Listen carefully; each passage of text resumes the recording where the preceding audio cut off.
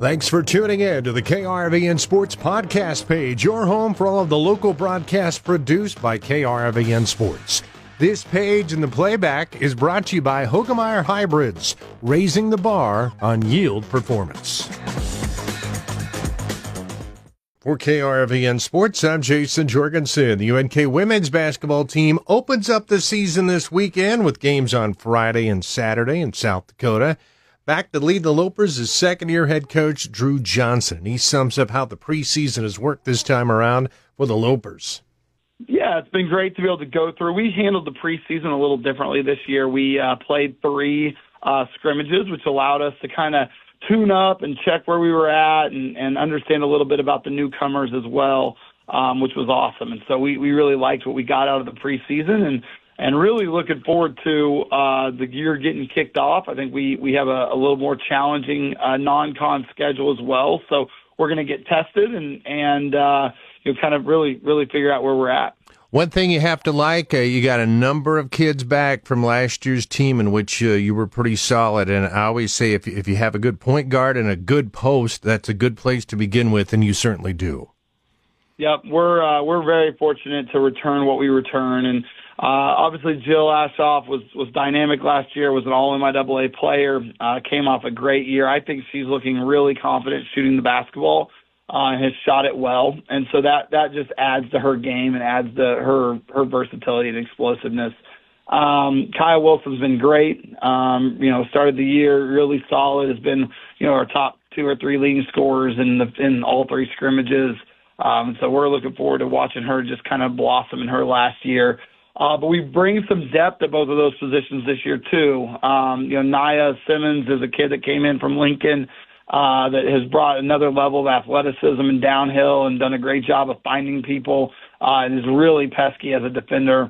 Bailey Sobzak had a great year, was thrown into some starting minutes there as Kai got hurt last year, and so she brings a wealth of experience. And then we bring in a transfer from Oral Roberts named Tara Biochinen, and she's brought some length and shoots the 3 at 6'3", and just kind of adds another layer to the versatility of this team. And you also have back, in my humble opinion, one of the better players and one of the better people in the league in Meg Burns, and I'm sure you just have to be thrilled about that. Yeah. I think Meg, as she's gone through her career, has just continued to get better and better. And I told her the other day, when she shoots it, I just kind of count it as going in now. I don't think she misses very often. So we're fortunate to have her on the team, and she's a great defender, a great offensive player, and has just gotten more and more aggressive as her career has finished up here. And we love that. We love the aggressiveness. We love the way she plays, and so looking forward to seeing what she can do kind of in her final year of eligibility as well. How about you and the coaching staff? I would just have to think you feel like you're light years ahead of last year when you were at this spot. We were watching some film, getting ready for Crookston. Obviously played them last year as well. And I watched the film and just go, we were soft as butter early in the year last year. And some of that is just, learning personalities and learning how to play and learning what we do and trying to mold a system to a new group of players. Being new as coaches, you're trying to walk in the door and help them understand what it's going to take. And you had some inexperience on last year's team. And I just feel like as we watch the film from some of these, scrimmages, you feel like you're just a tougher, more seasoned basketball team. And so it's nice. Coaching staff obviously been together now for 11 seasons. We know what we want to accomplish and how we want to get from point A to point B.